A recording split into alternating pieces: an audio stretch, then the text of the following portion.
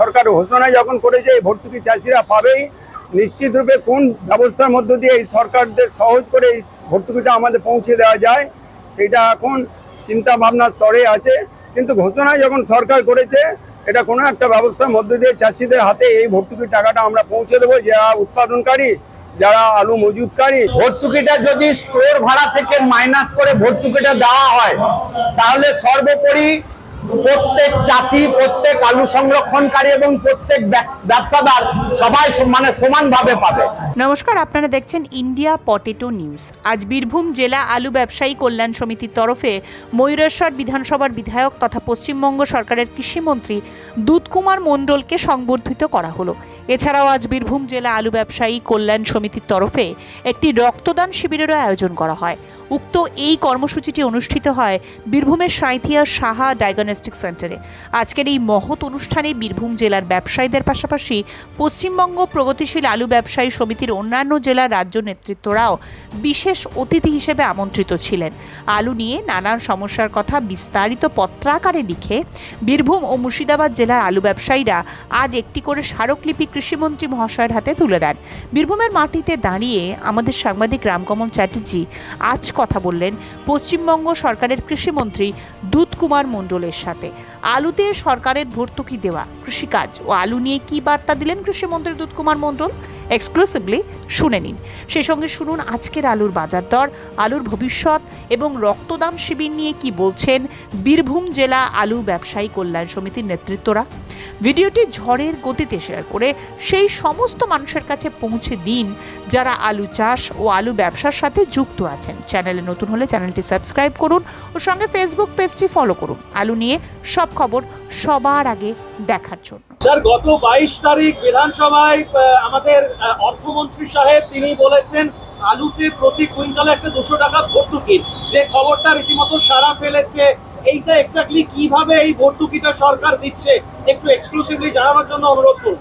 এর পরিপূর্ণ অর্ডারটা এখন আমাদের কাছে হাতে এসে পৌঁছায়নি। সরকার ঘোষণা যখন করেছে এই ভর্তুকি চাষিরা পাবেই, নিশ্চিত রূপে কোন ব্যবস্থার মধ্য দিয়ে এই সরকারদের সহজ করে এই ভর্তুকিটা আমাদের পৌঁছে দেওয়া যায় সেটা এখন চিন্তা ভাবনার স্তরে আছে।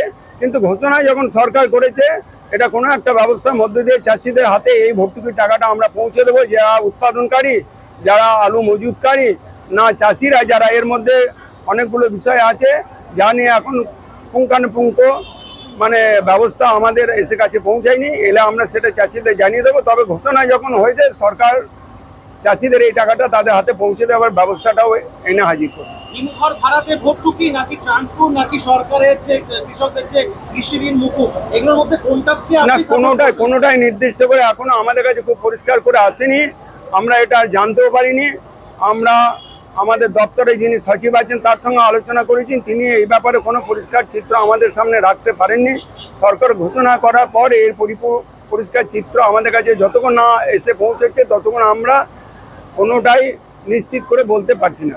আলু এবং ধান উৎপাদনে তৃণমূল সরকারের আমলে বাংলা অনেক পিছিয়ে গেছে। আপনি নতুন দায়িত্ব পেয়েছেন, নতুন বাংলায় সরকার গঠিত হয়েছে। কি মনে কি সংকল্প রেখেছেন কৃষিতে উন্নয়নের ক্ষেত্রে? সমস্ত ফসলের কথা বলছেন। কৃষি ক্ষেত্রে সরকারের দেওয়া বিভিন্ন ভর্তুকি কৃষকদের হাতে মাঝপথে হারিয়ে যেত এবং সেটা কৃষকরা লাভবান না হয়ে যারা মধ্যস্থতাকারী অর্থাৎ যারা এইগুলো তাদের কৃষকদের হাতে তুলে দেওয়ার জন্য কৃষি বিভাগের সঙ্গে যোগাযোগ রেখে চলতেন, সেই রকম অনেক প্রকল্প মাঝপথে মুখ থুবড়ে পড়েছে এবং প্রত্যক্ষভাবে চাষিরা তার থেকে বঞ্চিত হয়েছে।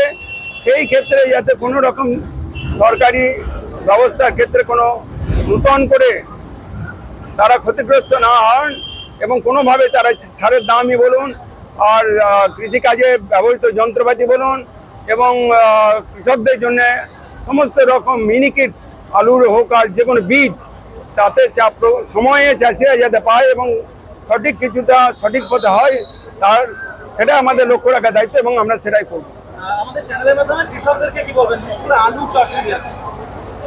আলু চাষিদেরকে আমি এটাই অনুরোধ জানাবো, বাজার দরকে লক্ষ্য রেখে উৎপাদন ব্যবস্থায় অনেক সময় আমরা দেখেছি এক সময় চাষিরা কম দামে বিচন পান, সার পান, তখন বেশি করে চাষ করেন।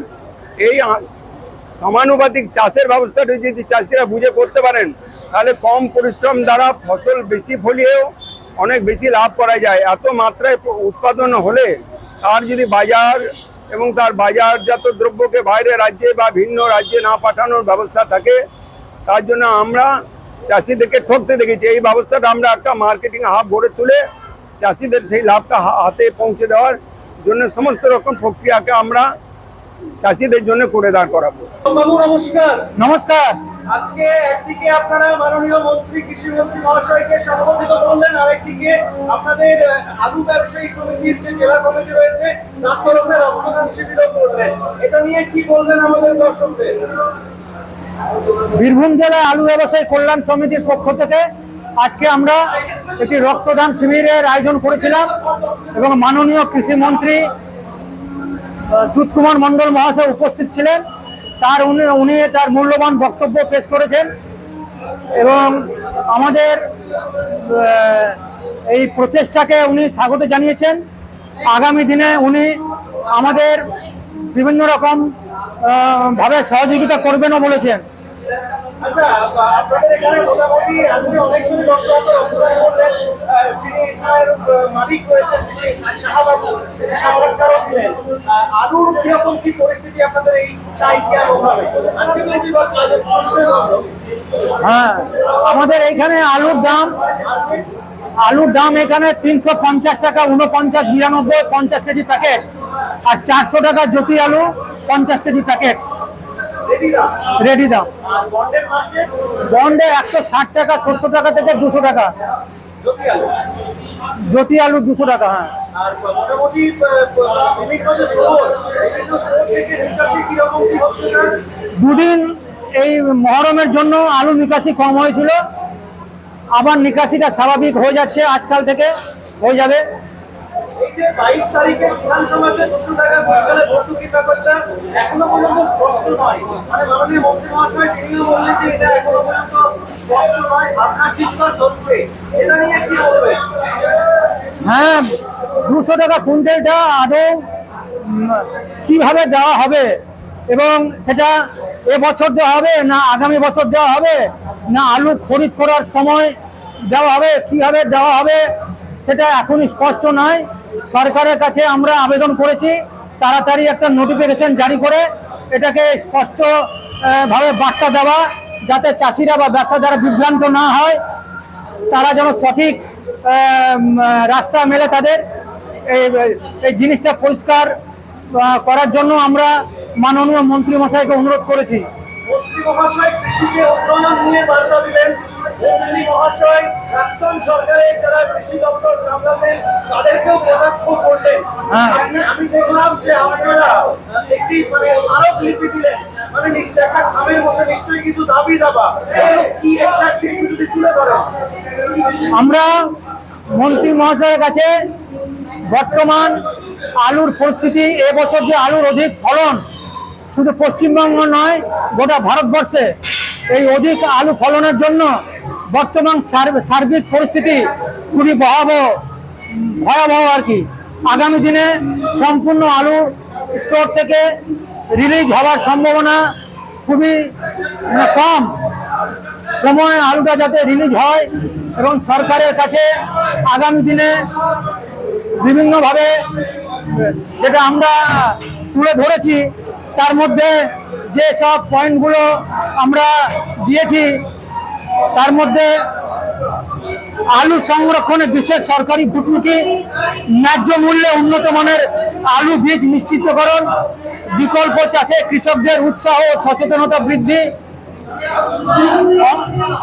আন্তঃরাজ্য ও আন্তর্জাতিক পরিবহনে বিশেষ ফ্রেট ভর্তুকি, সরকারি মিড ডে মিল ও রেশনে আলুর ব্যবহার বৃদ্ধি, আলু প্রক্রিয়াকরণ শিল্প স্থাপন এবং উপসংহার ও বাজেট ঘোষণা সংক্রান্ত আবেদনে আমরা রেখেছি। সারের বিষয়টা কি আছে? সারের যে দামটা মূল্য বৃদ্ধি হচ্ছে, হ্যাঁ, সারের ব্যাপারটাও আমরা বলেছি। নমস্কার স্যার। নমস্কার, নামটা একটু বলুন। আমার নাম সুভাষ মণ্ডল।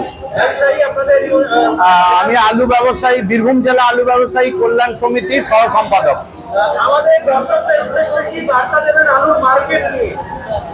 আলুর মার্কেট খুব একটা এবছর ভালো কিছু হবার আমি এখনো পর্যন্ত দেখছি না। মানে নির্দিষ্ট টাইমে সঠিকভাবে আলুটা যাতে বেরিয়ে যায় তাহলে সবার পক্ষেই মঙ্গল। আলুতে এবছর সর্বোপরি মানে ব্যবসাদার থেকে আলু সংরক্ষণকারী থেকে কৃষক থেকে সবারই লোকসান আছে। এই লোকসানটা যতটা কম করা যায় সেটার জন্য আমরা সরকারের কাছে আবেদন রেখেছি।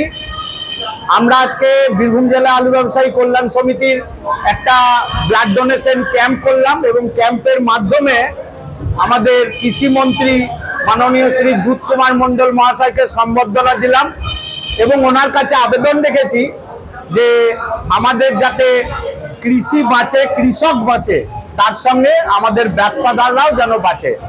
বিগত সরকার আমাদেরকে মানে চোরাচালানকারী বলে আখ্যা দিয়েছিলেন। আলু ব্যবসাদার চোরাচালানকারী, রাতের অন্ধকারে গাড়ি পাচার করে। আমিও একজন লোডার, আমি ঝাড়খণ্ড বিহারের আলু পাঠাই এবং আমাকে একথাও শুনতে হয়েছে যখন বর্ডারে গিয়ে গত 24 সালে বর্ডারে গিয়ে যখন তর্ক করছি যে আপনাদের লিখিত অর্ডার দেখান, ওনারা কোনো লিখিত অর্ডার দেখাতে পারেননি। বর্ডারের পুলিশ বলেছে বেশি তর্ক করলে আপনাকে গাঁজার কেস দিয়ে পাঠিয়ে দেবো জেলের ভিতর। তো এখন বর্তমান সরকারের কাছে আমাদের এটাই আবেদন যে ব্যবসাদারকেও দেখুন এবং চাষিদেরকেও দেখুন। আলুর নিয়ে একটা যে মানে এখন মার্কেটে একটা জিনিস ফেয়ার হয়েছে যে 200 টাকার কুইন্টালে ভর্তুকি, আপনি কি মনে করেন সরকার এটা কি পারপাসে দিলে সবথেকে বেশি কৃষক ক্ষুদ্র ব্যবসায়ী থেকে উপকৃত হবে? যে ভর্তুকিটা দেবে, ভর্তুকিটা যদি স্টোর ভাড়া থেকে মাইনাস করে ভর্তুকিটা দেওয়া হয় তাহলে সর্বোপরি প্রত্যেক চাষি, প্রত্যেক আলু সংরক্ষণকারী এবং প্রত্যেক ব্যবসাদার সবাই মানে সমানভাবে পাবে। এইটাতে কি কৃষকরা উপকৃত হবে মনে হচ্ছে? কারণ আমি বলি বিগত তৃণমূল সরকারের আমলে দুবার বোধহয় ট্রান্সপোর্টে ভর্তুকি দিয়েছিল, যেটা সামথিং হয়তো কিছু ব্যবসায়ীরা পেয়েছিল, সবাই উপকার হয়নি, না মার্কেটও কমেছিল। যেটা ব্যাপার হয়েছে বিগত সরকার যে ট্রান্সপোর্টে ভর্তুকি দিয়েছিল এখানে কোনো কৃষক উপকৃত হয়নি। ব্যবসাদার 2-4 জন হয়েছিল, কিন্তু ব্যবসাদার যদিও 40% উপকৃত হয়েছিল, আমাদের বিগত সরকারের কিছু নেতারা 60% উপকৃত হয়েছিল তাতে। আপনারা বলছেন যে স্টোর ভাড়ার মাধ্যমে যদি ভর্তুকিটা দেওয়া হয়, স্টোর ভাড়ার মাধ্যমে ভর্তুকিটা দিলে আপামর কৃষক থেকে ছোট চাষি, বড় চাষি, ক্ষুদ্র ব্যবসাদার, বড় ব্যবসাদার সবাই এর উপকার পাবে। দাদা নমস্কার, কি নাম আপনার? নমস্কার, আমার নাম গৌতম সাহা। পরিচয়, আমি সাহা ডায়াগনস্টিক সেন্টারের মালিক আর এটা আমার দাদা। নমস্কার, কি নাম আপনার? নমস্কার, আমার নাম রাজকুমার সাহা। আজকে এই যে বীরভূম জেলা আলু ব্যবসায়ী কল্যাণ সমিতির তরফে আপনাদের এখানে যে রক্তদান শিবির হচ্ছে, এটা নিয়ে একটু কথা বলে বলেন। এটা খুবই ভালো একটা উদ্যোগ। আমরা আমাদের আলু ব্যবসা সমিতির পক্ষ থেকে একটা রক্তদান শিবিরের যে আয়োজন করেছি সেটা আমাদের ব্যবসা সমিতির তরফ থেকে হয়েছে এবং সহযোগিতায় সাহা ডায়াগনস্টিক সেন্টার রয়েছে এবং এই উদ্যোগের মাধ্যমে আজকে আমরা রক্তদানের জন্য যে মানুষদের সহযোগিতা পাচ্ছি তাতে আমরা খুব খুশি। এই রক্তদান মহৎদান মানুষ যাতে রক্তদান করতে পারে এবং তার দ্বারা উপকৃত হতে পারে এবং ভবিষ্যতে যদি কোনো মানুষের, কোনো দুস্থ মানুষের যদি রক্তের প্রয়োজন হয়, এই রক্তদান শিবির, রক্তদান ইউনিটের তরফ থেকে তাদেরকে সহযোগিতা করা হবে এবং এই ইউনিটের সাইথিয়ার আলু ব্যবসা সমিতির আমাদের স্বপন সিং, ইনি একটা মেন উদ্যোক্তা, আমাদের এই যোগাযোগের একটা মেন মাধ্যম, যার মাধ্যমে আমরা এই রক্তদান শিবিরটা করতে পারছি। ঠিক আছে, এখনো পর্যন্ত আমাদের যা হিসাব তাতে 40 পেরিয়ে গেছে। আমরা টার্গেট রেখেছি 100+ করবো।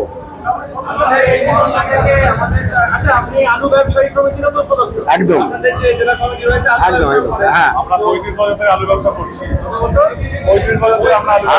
আমার বাবা পরিচয়, আপনার 2 ভাই মিলে সেটাকে এগিয়ে নিয়ে চলেছি। 35 বছর আমরা এই আলুর সঙ্গে যুক্ত আছি। আর রক্তদান শিবিরটা কি প্রথম বছর হচ্ছে? হ্যাঁ, আর আপনাদের কৃষিমন্ত্রী মহাশয়কেও তো আপনারা সম্পর্কিত করলেন, একদম। এটা নিয়ে কি বলবেন? আপনাদের এই এলাকার মানুষ কৃষিমন্ত্রী হয়েছেন, এত বছর ধরে লড়াই করেছেন তিনি, এটা কেমন লাগছে বা আগে সম্পর্কিত করতে পারে, এটা কি বলবেন? না, কৃষিমন্ত্রী উনি এসছেন, আমরা খুব খুশি। আজকে কৃষিমন্ত্রী এসে যে আমাদের এই রক্তদান শিবিরটা ওপেনিং করে গেল এবং আমার এই সেন্টার মানে সহায়ক ডায়াগনস্টিক সেন্টারে যে ওনার পদার্পণ করলো, সেটাতে আমরা খুব অভিভূত এবং খুব খুশি। যাতে আগামী দিনে আমরা আরো ভালো করে করতে পারি, আরো ভালো করে কোনো উদ্যোগ নিয়ে এরকম কোনো একটা ক্যাম্প করতে পারি, সেটা আমরা আশা রাখবো। এই অনুষ্ঠানে সম্প্রচারিত সমস্ত বক্তব্য বক্তাদের নিজস্ব ব্যক্তিগত মতামত। এই অনুষ্ঠান বাজারের নির্ধারক নয়। অনুগ্রহ করে ব্যবসায়িক পদক্ষেপের পূর্বে নিজের বিচার বুদ্ধি কাজে লাগিয়ে সিদ্ধান্ত নিন। আলু রাখা বাজারগত ঝুঁকি সাপেক্ষ। আলু রাখার পূর্বে ইন্ডিয়া পটেটো অ্যাপ থেকে বিগত বছরের লোডিং আনলোডিং রিপোর্ট ও তার পরিপ্রেক্ষিতে আলুর দামের ওঠানামা দেখে নিন। আলুর সব খবর এখন একটা অ্যাপেই। আলুর প্রাত্যহিক বাজার দর, আলুর সর্বভারতীয় বাজার দর, আলুর সকালের বাজার দর, লোডিং আনলোডিং রিপোর্ট, বিগত 10 বছরের আলুর তথ্য, সারা ভারতবর্ষের 20,000 আলু চাষী ও ব্যবসায়ীদের তথ্য এখন আপনার হাতের মুঠোয়। প্লে স্টোর থেকে আজই ডাউনলোড করুন India potato market rate app. 2012 সাল থেকে প্রতি মুহূর্তে আপনার সঙ্গে।